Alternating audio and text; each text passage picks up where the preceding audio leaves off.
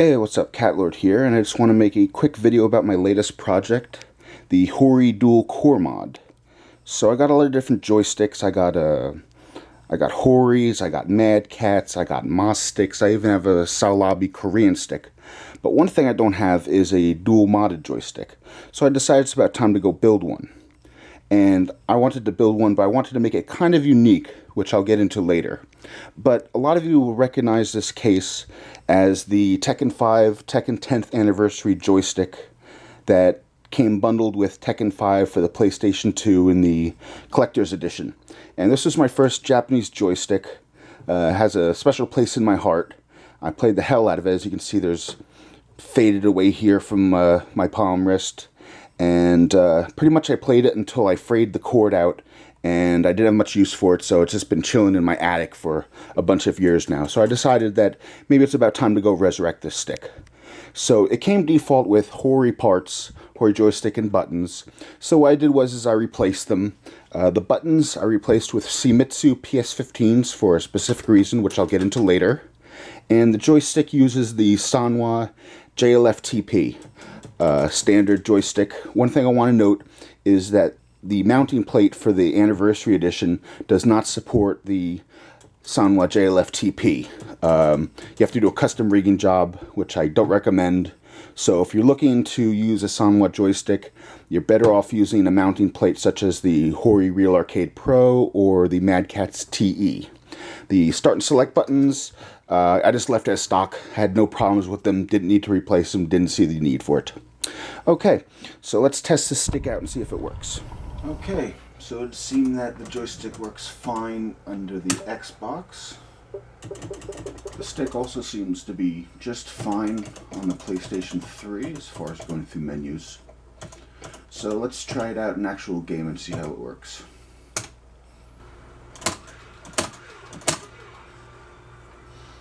Okay, well it looks like the stick's accurate enough.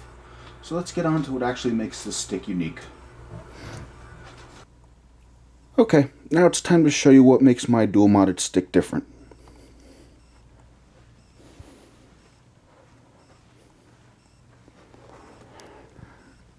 Aha! What do we got here? Wireless Ethernet, PS2, USB, VGA, HDMI, optical audio, Bluetooth, more USB, gigabit Ethernet, and multiple audio. Okay, so actually let's take the joystick and plug it into itself, like so. Then we're going to take our HDMI and also plug it right back into the stick, like that. And then we'll take our power cable, plug it in like so. Alright.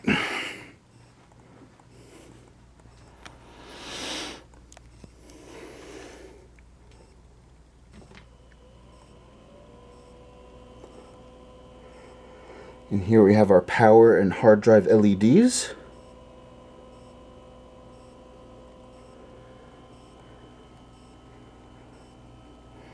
And there we go. Okay. Starting Windows. While that's booting up, let's go take a look underneath the hood.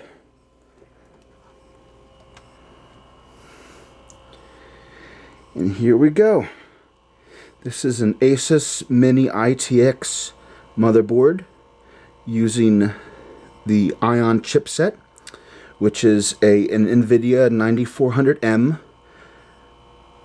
video integrated with a 1.6 gigahertz dual-core Atom processor. However, what I did was I carved out a fan tunnel through both sides of the joystick to have continuous fresh air coming through, allowing me to overclock the processor to 2 gigahertz. We also have 4 gigabytes of RAM and a 40 gigabyte solid state hard drive. This right here is the actual dual mod PCB, which is a Joytron Paywang Revolution.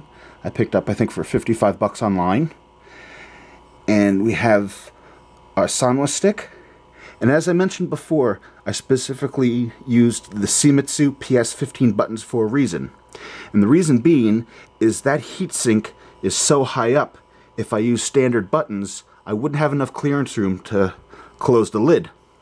So I reached out to Joystick Guru Markman, and I asked him, hey, Markman, is there any buttons that are low profile that I might be able to use for a project I'm working on? And he said, oh yeah, sure, not a problem. That'd be the Shimizu PS15s. So right here is a comparison as far as the height profile. Over here we have the Shimizu PS15, and this is a standard size height button. As you can see, it's a full centimeter smaller, more shallow.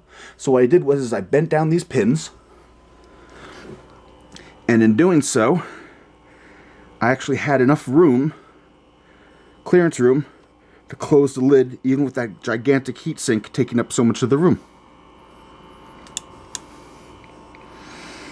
Okay, let me close that back up, and it's all booted up.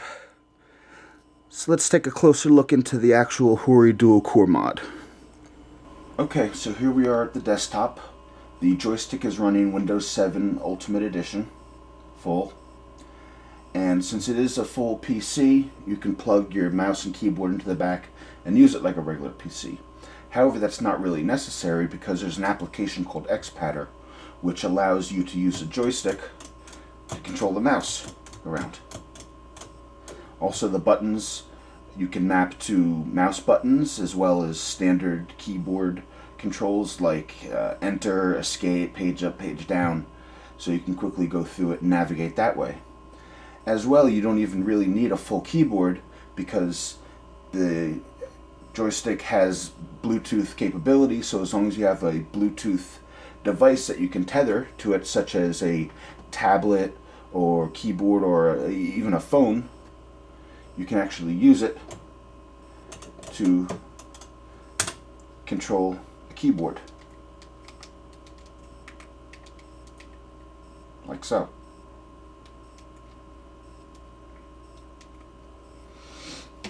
But the most fun thing of having a joystick that runs Windows is that you can play games on it.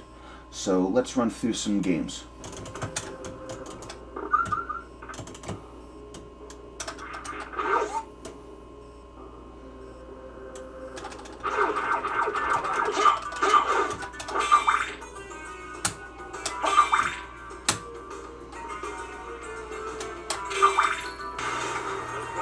So yeah, it even plays Street Fighter 4 AE Edition.